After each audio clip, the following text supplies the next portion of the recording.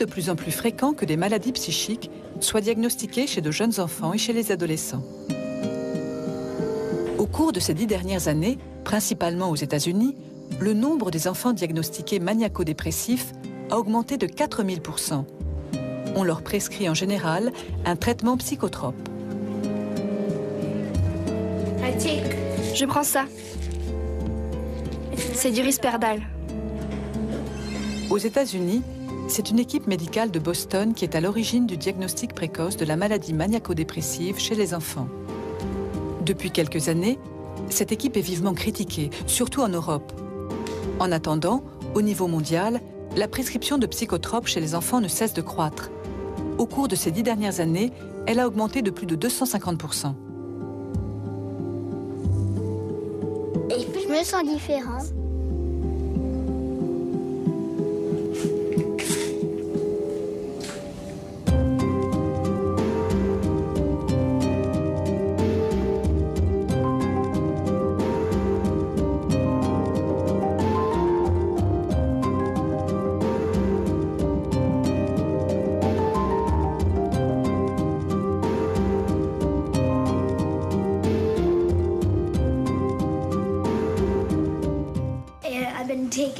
Je prends tellement de médicaments et depuis tellement longtemps que je pourrais même pas dire quels effets ils ont. Anna, 9 ans, et Will, 6 ans. Diagnostic, trouble bipolaire. Allez, mets le bandeau. C'est pas si grave si on te voit comme ça. C'est pas une télé américaine.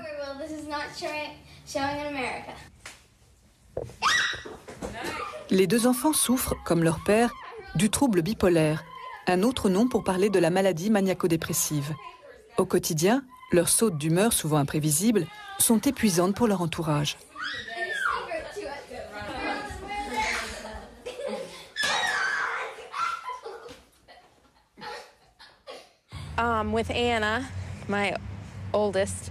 Pour Anna, mon aînée, on a su très tôt que quelque chose n'allait pas, avant même sa naissance. Tous les jours, on me faisait une échographie et l'infirmière disait à chaque fois « Mais votre enfant ne dort jamais ». Normalement, les bébés alternent des phases de veille et de sommeil d'une vingtaine de minutes. C'est devenu une plaisanterie chez nous aujourd'hui. Quand Anna est née, elle était déjà tellement éveillée, elle nous regardait. Elle était beaucoup plus vive que les autres bébés. Anna fréquente une école tout à fait normale, bien que plusieurs médecins qui la suivent depuis qu'elle a 3 ans émettent des diagnostics les plus variés à propos de son instabilité psychique. Il y a 2 ans, après avoir vu une publicité sur l'équipe médicale de l'hôpital de Boston, les parents d'Anna et de Will en ont conclu que leurs enfants étaient sans doute bipolaires. J'ai parlé avec le docteur Joshi. Ah oui? Et il a dit quoi? Il a commandé le médicament. Ok. C'est une bonne nouvelle. Je n'ai pas passé une bonne journée. Tu avais l'air d'aller mieux ce matin. Le nouveau médicament te fera du bien. La moindre contrariété pouvait la mettre en rage ou en pleurs pendant des heures.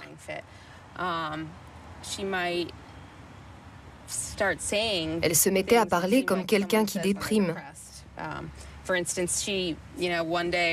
Un jour, par exemple, elle pouvait dessiner des fleurs et des papillons. Et la semaine suivante, tout gribouiller au crayon noir jusqu'à transpercer la feuille. Et elle allait jusqu'à dire qu'elle n'avait plus envie de vivre.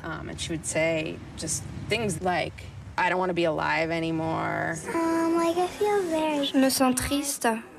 J'ai l'impression d'être folle. Le docteur Joshi sait quel médicament je dois prendre quand je suis comme ça. Et c'est bien. Parfois, quand je vais le voir, je suis surexcitée.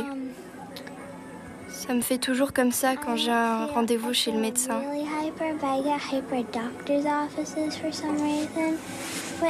Mais maintenant, ça va mieux. Avant, je ne me contrôlais pas. Maintenant, je fais juste un peu la folle.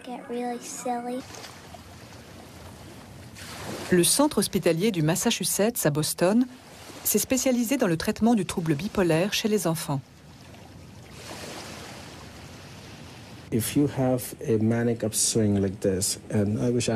C'est toujours en dents de scie, avec des hauts qui correspondent à des états d'excitation et des bas correspondant à des phases dépressives.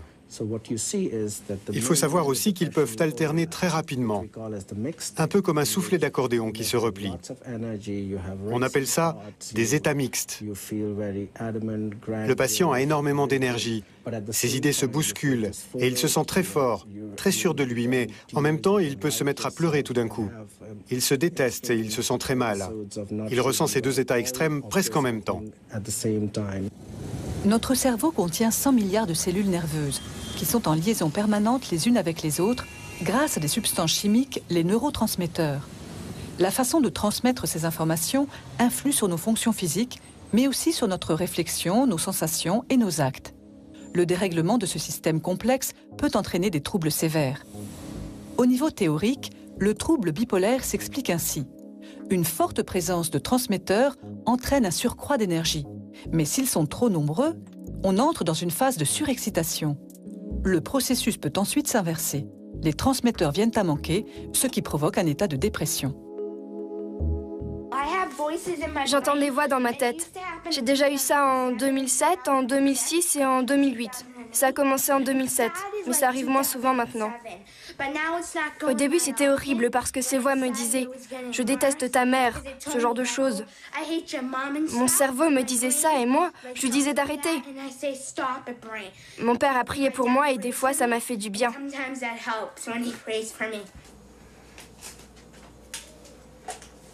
Jeline, 10 ans.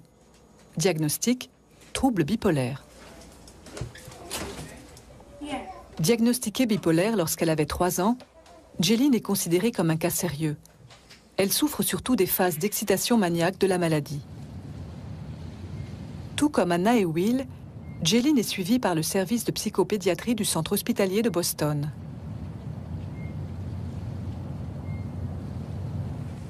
L'équipe de médecins connaît Jeline depuis maintenant plusieurs années. A posteriori, c'était vraiment un cas typique du trouble bipolaire, avec des épisodes maniaques et pas. Je n'ai jamais vu une enfant aussi incontrôlable. En Europe, on ne diagnostique pas de trouble bipolaire chez les enfants en bas âge. On utilise d'autres notions en cas de perturbation du comportement. Martin Holtmann est pédopsychiatre. Il a appliqué à tous les patients de son ancienne clinique de Francfort la grille d'analyse américaine. Résultat, environ 7% de ces patients correspondent au profil bipolaire. Nos collègues américains ont fourni de bonnes descriptions de ces enfants, de leur âge, des troubles dont souffrent les parents, des symptômes constatés chez les enfants. Et il se trouve que chez nous aussi, il y a des enfants qui correspondent aux critères énoncés dans ces rapports. La différence, c'est que chez nous, ils ne sont pas étiquetés bipolaires. On pose d'autres diagnostics. Marc-André, 5 ans, diagnostic hyperactivité. Le manque d'attention, accompagné ou non d'hyperactivité, est la maladie psychique la plus fréquemment décrite chez les enfants. Au niveau mondial, elle concerne 8 fois plus de garçons que de filles. Comme son frère, depuis qu'il est tout petit, Marc-André a plus de mal à se concentrer que les autres enfants. Il est hyperactif, il est constamment en train de bouger. Il n'arrive pas à fixer son attention. Il commence 20 activités en même temps et n'en finit aucune. Ce sont les symptômes les plus visibles, ce qui frappe le plus chez lui. Marc-André, je voudrais que tu ranges tes voitures. Vous ne jouez pas avec tout à la fois. J'ai pas le droit de manger du chocolat, parce que je suis hyperactif. Mon frère aussi a cette maladie. On l'a tous les deux. Le ventre de ma maman, on pouvait lui donner des coups de poing. Ça lui faisait mal dans tout le ventre. En 1844 déjà, dans son livre pour enfants Pierre l'Ébouriffé, le pédiatre Heinrich Hoffmann a écrit des histoires qui mettent en scène des jeunes garçons qui ont tous les signes de ce qu'on nomme aujourd'hui l'hyperactivité et le déficit d'attention. Des personnages bien réels et même très célèbres comme Mozart par exemple, ont sans doute eux aussi souffert de problèmes de ce type. Plus récemment, Kurt Cobain a été traité dans son enfance au méthylphénidate. Il semble que les personnes atteintes de ce trouble manquent de certains neurotransmetteurs. Le méthylphénidate augmente la concentration des transmetteurs. Pendant quelques heures, l'individu retrouve une meilleure faculté de concentration. Il y a beaucoup d'Américains qui vivent à Francfort parce qu'il y a un grand consulat général. Et une partie de ces enfants sont traités ici sur la base d'un diagnostic d'hyperactivité. Les enfants viennent chez nous et on leur prescrit un stimulant qui contient une molécule qu'on appelle le méthylphénidate. Ils partent en vacances aux États-Unis, à Boston, et quand ils reviennent, ils nous disent que pendant les vacances, un médecin leur a prescrit 2 médicaments supplémentaires. Et quand on leur demande pourquoi, ils répondent que le médecin a dit qu'ils étaient bipolaires.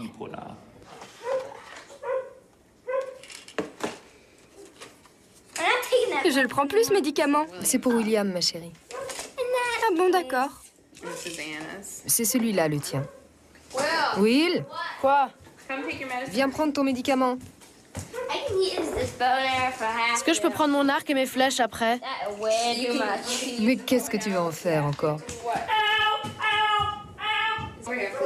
Allez, prends ton médicament. Comme environ 6 millions d'enfants américains, Anna et Will prennent chaque jour des médicaments psychotropes. Depuis 6 mois, Anna prend un nouveau médicament, de l'Abilify, qui est censé atténuer ses états d'excitation. Will, lui, prend depuis 1 an du Secorel.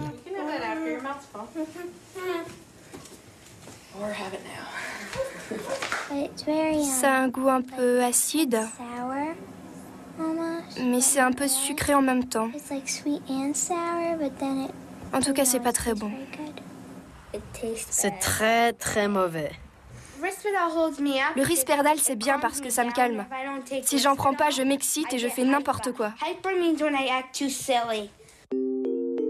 Les troubles mentaux sont vieux comme le monde, mais leur traitement avec des psychotropes est assez récent. Ils ont remplacé l'opium et les remèdes à base de plantes. La chlorpromazine a été découverte par hasard en 1950. C'est le premier médicament antipsychotique.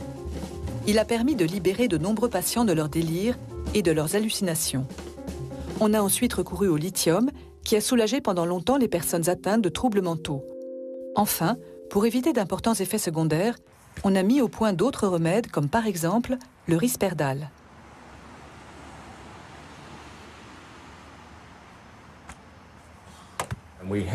Nous avons constaté que certains médicaments luttaient efficacement contre cette maladie. Évidemment, n'importe quel médicament a des effets secondaires et il faut peser le pour et le contre. Mais moi, je vois surtout qu'ils améliorent l'état du patient. C'est ça qui m'intéresse. Mais oui, t'inquiète pas. Si tu veux, je t'emmènerai un peu plus tôt demain matin. Hein? Je ne veux pas partir plus tôt. Gaby oublie toujours de faire ses devoirs et il doit se dépêcher. Ça fait... Il n'est pas évident de savoir comment l'enfant va réagir face aux médicaments. Depuis qu'Anna est sous Abilify, elle est plutôt dépressive et réagit de façon très émotionnelle.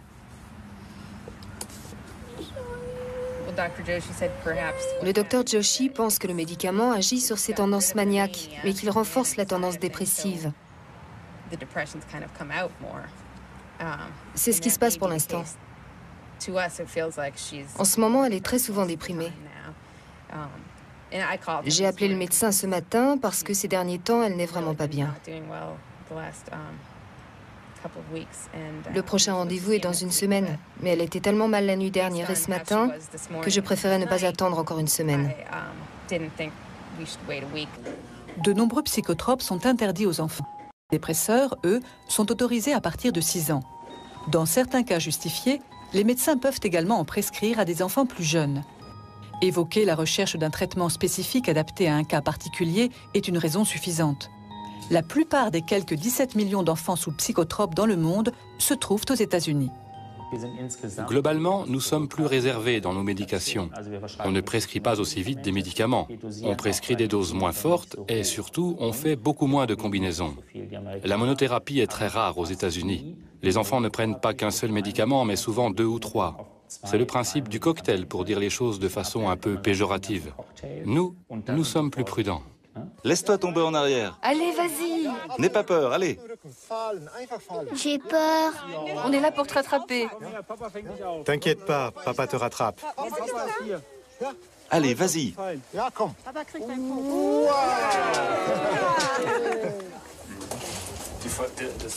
C'est une histoire de confiance. Il faut qu'il monte à l'échelle, qu'il se familiarise avec la hauteur et puis qu'il trouve le courage de se laisser tomber en arrière. Ce n'est pas évident.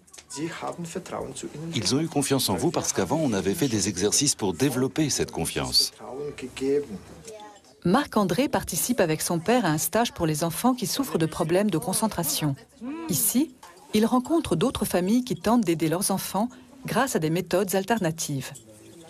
Des valeurs humanistes classiques comme la confiance et le renforcement de la relation parent-enfant sont au cœur de ces thérapies.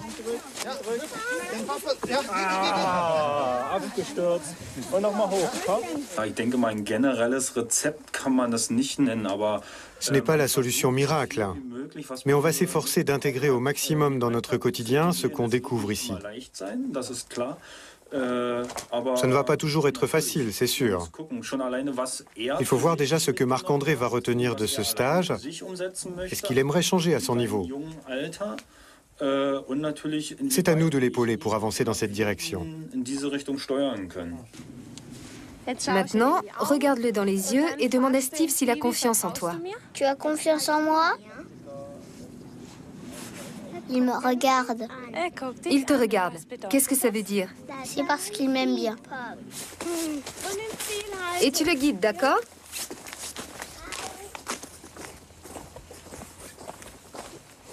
Si tu trouves qu'il a bien travaillé, tu peux lui dire. Tu as bien travaillé.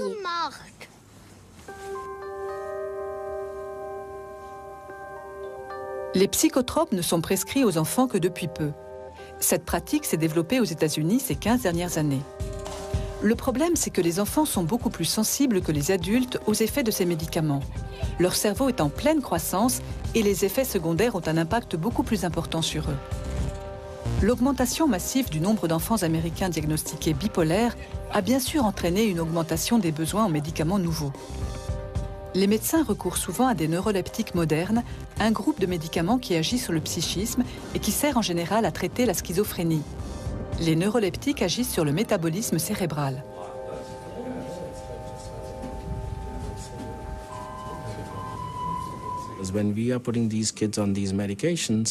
Quand on prescrit ce type de médicaments à des enfants, on sait très bien que le traitement va durer plusieurs années et que le lithium, par exemple, a des effets secondaires néfastes sur la thyroïde et les reins. C'est très préoccupant. D'autant plus que le trouble bipolaire est beaucoup plus difficile à traiter chez l'enfant que chez l'adulte. À Boston, le centre de radiographie de l'hôpital McLean travaille main dans la main avec les unités de recherche de l'hôpital général dans le but d'améliorer les médicaments destinés aux enfants bipolaires.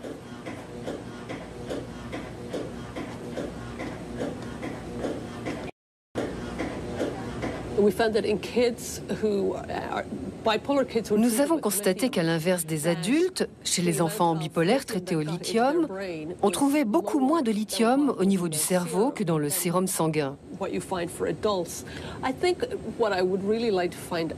Je cherche donc à savoir si l'imagerie médicale peut nous aider à prévoir l'effet de ces médicaments sur le cerveau des enfants.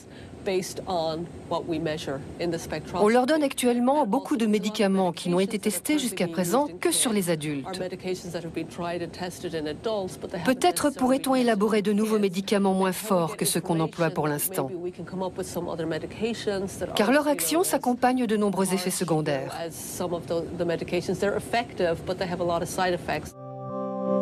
Certains psychotropes peuvent occasionner, surtout chez les enfants, une prise de poids et des troubles de croissance. Ils peuvent aussi renforcer la nervosité et causer des insomnies, des problèmes cardiaques et une instabilité d'humeur. À long terme, ils augmentent le risque de diabète. Enfin, ils sollicitent gravement les reins et la thyroïde. Jeline avait 3 ans lorsqu'elle a été prise en charge par l'équipe médicale de Boston. À cette époque, elle prenait déjà du Risperdal le soir avant de se coucher. Les médecins ont alors multiplié les doses par 3 et prescrit un médicament supplémentaire.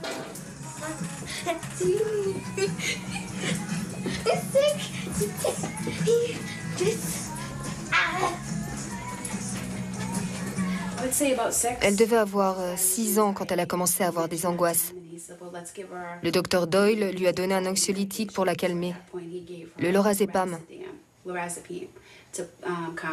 Mais ça n'a pas marché. Son état ne faisait qu'empirer. Alors il lui a prescrit d'autres médicaments. On a essayé, mais ça n'a pas marché non plus. Rien n'y faisait.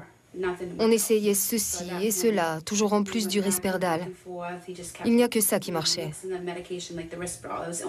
Alors le docteur Doyle a augmenté les doses.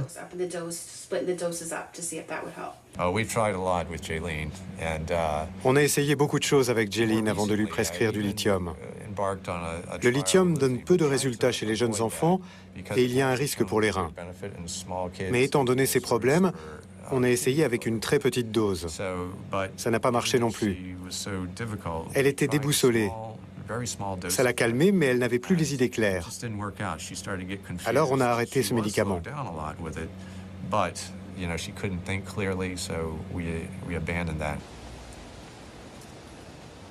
Le psychiatre Dominique Riccio est l'un des opposants les plus farouches à la prescription de neuroleptiques aux enfants.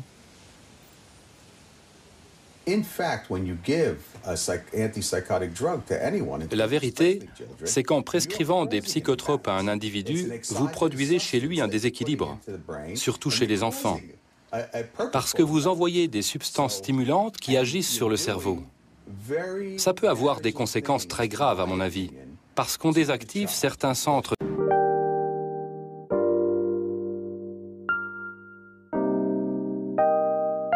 très importants du cerveau, qui stimulent en particulier la créativité, l'amour et les sentiments, c'est-à-dire tout ce qui distingue l'homme de l'animal.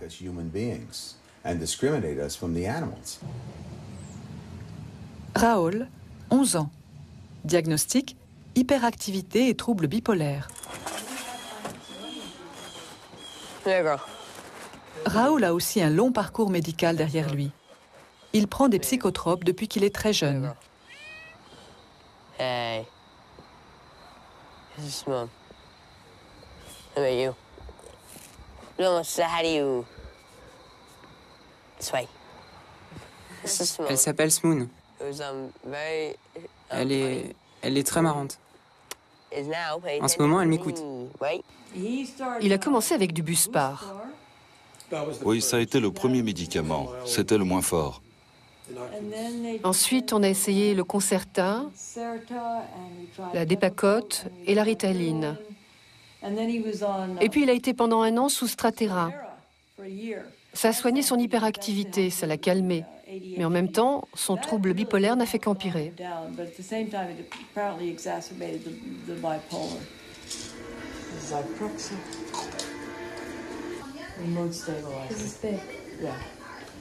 It's 1,000 milligrams per year.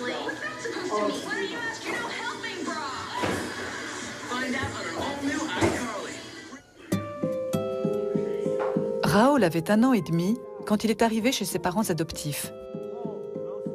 D'emblée, il a été un enfant difficile qui avait des problèmes de comportement. À 3 ans, il commence à prendre régulièrement des psychotropes.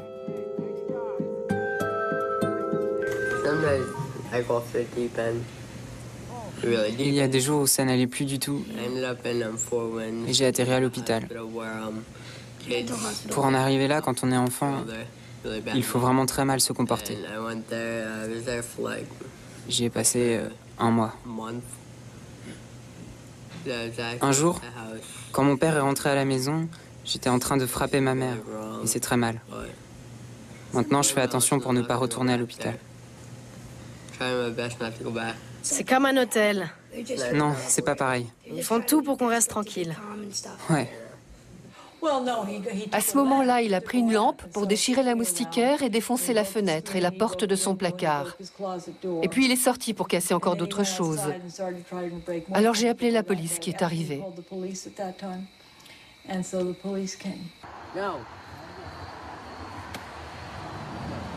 Après cette crise, Raoul est interné dans un hôpital psychiatrique où il passe un mois en service fermé.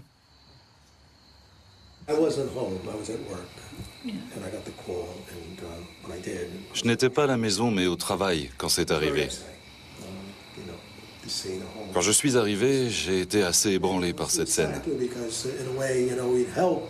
J'étais triste parce qu'on pensait l'avoir aidé en lui faisant prendre ce traitement. On pensait avoir passé le plus dur, mais en fait, on était au creux de la vague. On ne connaît pas actuellement les effets à long terme de ces médicaments, car aucune étude n'a encore pu être menée sur la durée. Certes, on enregistre des améliorations à court terme, mais dans le cas d'une crise comme celle de Raoul, personne ne peut dire si elle relève de la maladie ou si elle a été favorisée par la prise de médicaments. Il faudra des études et des moyens supplémentaires pour pouvoir mettre sur le marché un nouveau médicament capable de traiter le trouble bipolaire. Ceux qu'on appelle les neuroleptiques atypiques ont d'abord été utilisés pour soigner des psychoses. Ils ont beaucoup moins d'effets indésirables que les autres. Ils ne produisent pas, par exemple, de troubles psychomoteurs. Ces médicaments ont été bien améliorés et, en général, ils fonctionnent assez bien chez les enfants. C'est faux. Ces médicaments ne fonctionnent pas mieux. Ils sont simplement différents. Ils agissent autrement. Ils n'ont pas moins d'effets secondaires, ils ont d'autres effets secondaires. À l'inverse des précédents, ils ont par exemple un effet excitant. Les patients se rendent bien compte qu'ils ont plus de mal à dormir. Et en début de traitement, il faut leur prescrire un médicament supplémentaire, un tranquillisant. Ils ressentent des troubles au niveau moteur. Ils sont plus agités intérieurement, plus anxieux. Mais aussi, cela n'arrive pas souvent, mais on l'a observé à plusieurs reprises, ils peuvent déclencher des tendances suicidaires chez des gens qui n'en avaient jamais eu.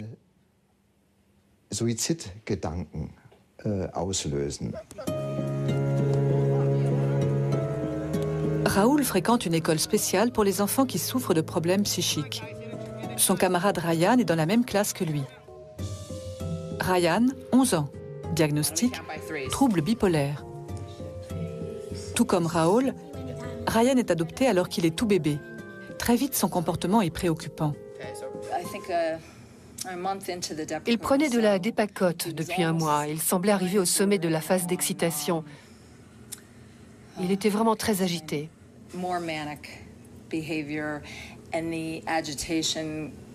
Alors on a ajouté un neuroleptique atypique et il a retrouvé son calme. C'était après son premier séjour à l'hôpital. Mais pendant les 6 mois qui ont suivi, on voyait qu'il n'était pas bien. Il était instable, son état ne faisait qu'empirer. Et 6 mois plus tard, il menaçait de se suicider.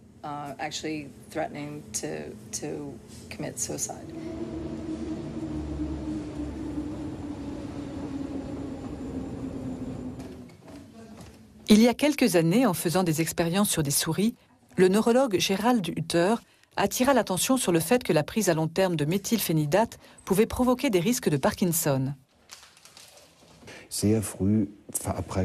En prescrivant très tôt des médicaments qui ont pour effet de modifier la façon de travailler du cerveau, on transforme aussi le cerveau. Je vais prendre une image pour vous expliquer. Lorsqu'on donne des psychotropes à un adulte, c'est un peu comme si on aidait un train qui a déraillé à se remettre sur les rails. Dans ce cas, les rails existent déjà. Par contre, lorsqu'on donne ces mêmes substances à un enfant dont le cerveau est en pleine croissance, on agit aussi sur la construction des rails. C'est-à-dire que le train risque de ne pas aller dans la bonne direction. Et cela a été prouvé.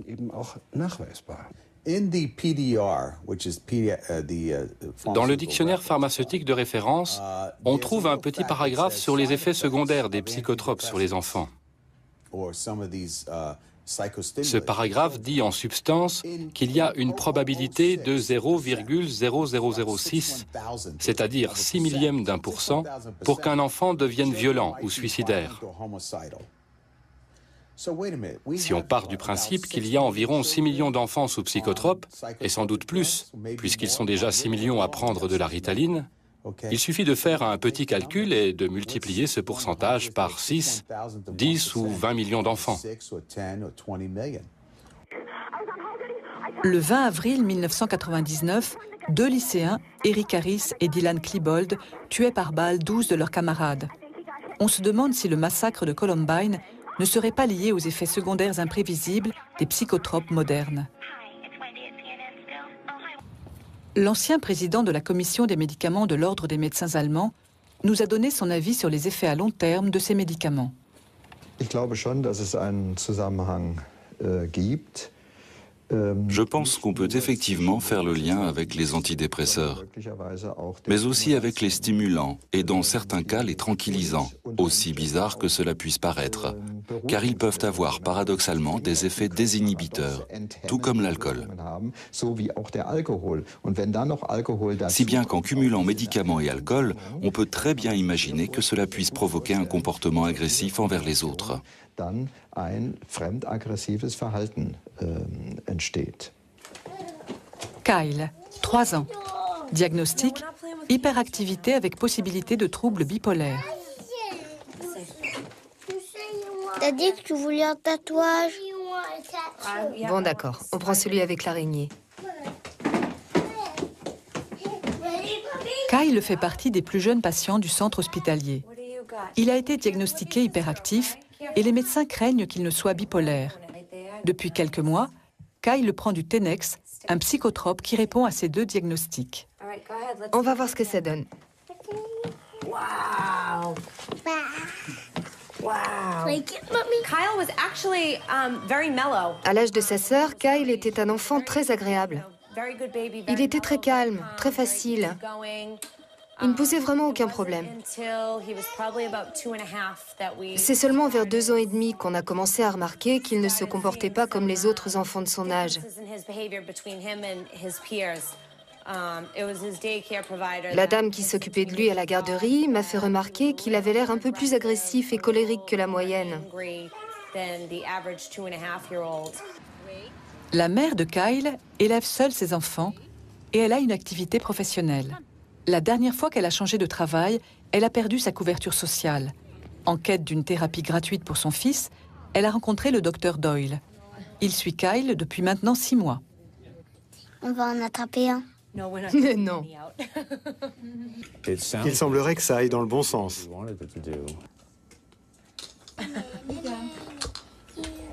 Il se peut qu'il soit bipolaire, mais pour l'instant, on retient surtout le diagnostic d'hyperactivité. Nous lui avons donc prescrit cette médication parce qu'il est encore très jeune et qu'il est difficile de juger son comportement. Il a fait quelques crises de colère, mais on n'a pas constaté chez lui de comportement hypersexuel. Par contre, il prend fréquemment des risques. Et actuellement, on note une série de symptômes communs à l'hyperactivité et aux troubles bipolaires, si bien qu'il est assez difficile de faire la part des choses. Pour moi, ce n'est pas la bonne approche, et je trouve que ça ne devrait pas exister. Je ne pense pas que tous les enfants de 2 ans doivent être sages, ni qu'ils sont tous en bonne santé. Non. Je pense qu'un enfant de 2 ans peut parfaitement se faire remarquer et avoir des troubles psychiatriques, mais par contre, je trouve inconcevable qu'on prescrive à ces enfants de telles doses de médicaments.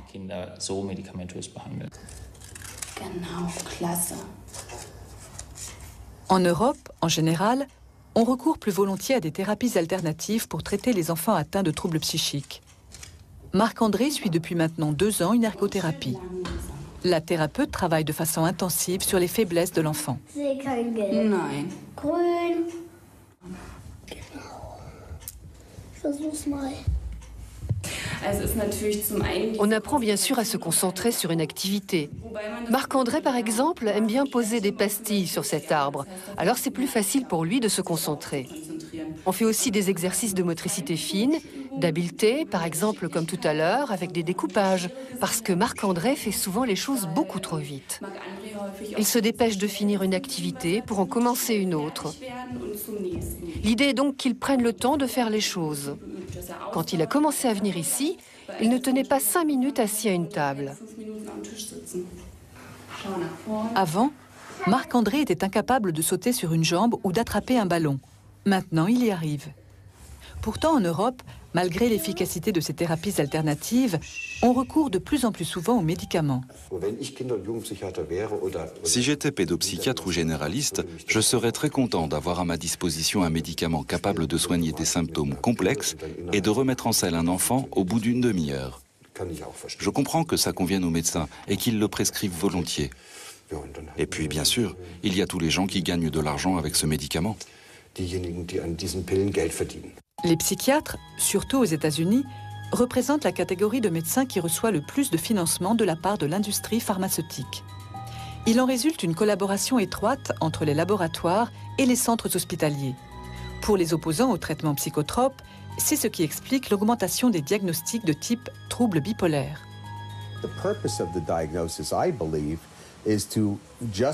L'établissement de ce diagnostic ne sert à mon sens qu'à justifier la prescription et la vente du plus grand nombre de médicaments possibles. Aux États-Unis, le milieu psychiatrique est sous influence. On le pousse à diagnostiquer le trouble bipolaire dès que les enfants sont un peu difficiles, qu'ils présentent quelques troubles du comportement ou qu'ils sont un peu déprimés.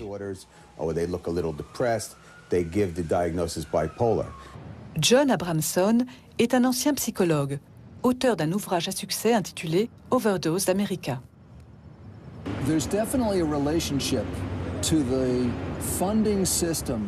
Il est évident qu'il y a un rapport entre l'aide financière reçue par les hôpitaux et l'arrivée de nouveaux médicaments. On dirait que les médecins qui souhaitent vraiment aider les enfants ne peuvent y arriver qu'avec de nouveaux médicaments très chers, en remplacement des méthodes alternatives déjà existantes. Au cours de l'été 2008, l'équipe médicale de Boston a fait la une des journaux. Ceux-ci révèlent que plusieurs millions de dollars versés par l'industrie pharmaceutique n'apparaissent pas dans les comptes. L'industrie pharmaceutique serait plus impliquée qu'on ne le croyait dans le fonctionnement de cet hôpital. Cela a fait scandale dans la presse américaine, et c'est tout à fait normal. Seulement, il ne faut pas croire que c'est un phénomène isolé. Cela existe sans doute, même à moindre échelle, partout dans le monde, et aussi en Allemagne.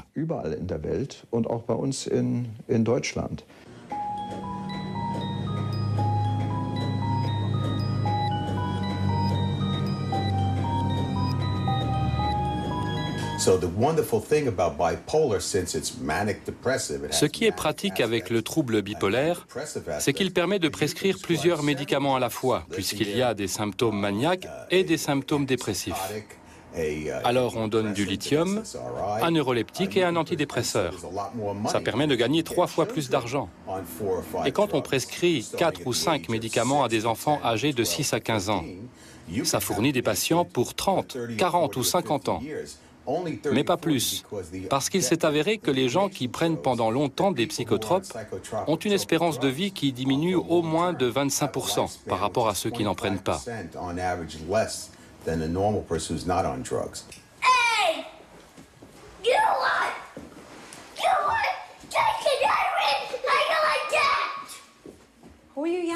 Pourquoi tu cries comme ça? Je jette mon slip sur la télé. Mais pourquoi? Je sais pas.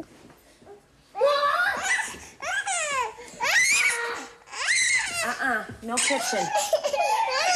No kitchen. Mais enfin, pourquoi est-ce que tu fais ça?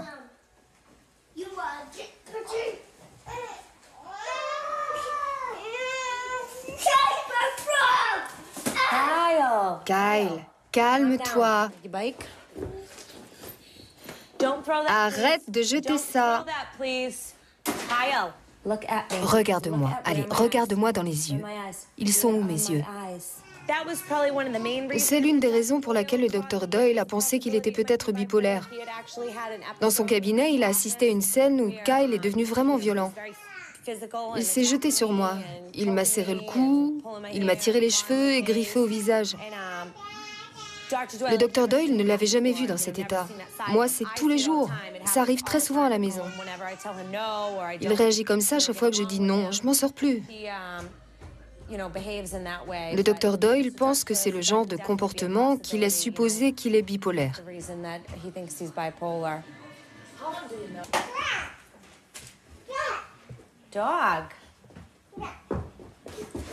Fais attention à ta sœur.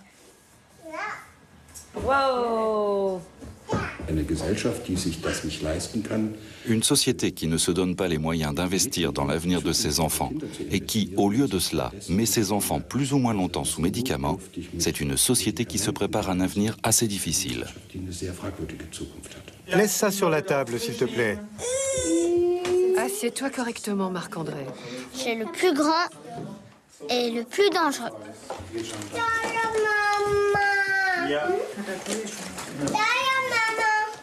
C'est de la salade, comme tu l'avais demandé. Arrête ton cirque, ça suffit. Mange moins vite. N'en mets pas autant dans ta cuillère. Ne te goinfre pas comme ça. Mange lentement, on ne va pas te le prendre. Marc-André aura 6 ans cette année et il va rentrer à l'école.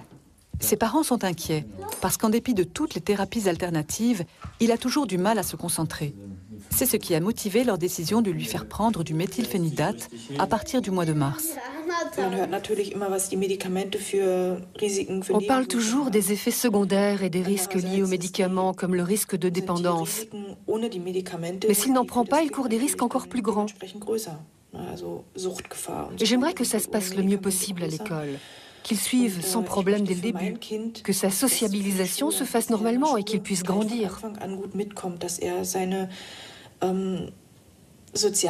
Et pour cela, il semble qu'il ait vraiment besoin de prendre des médicaments.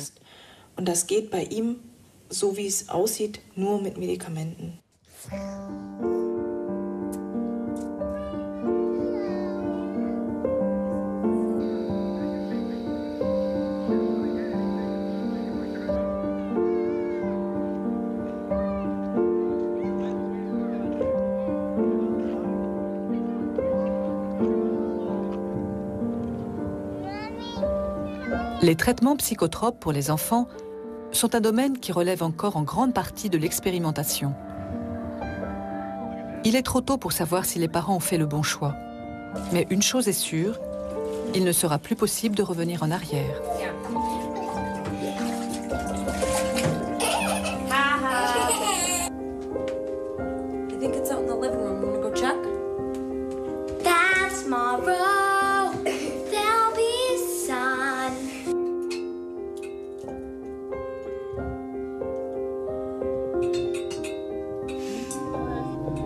Autre sujet demain.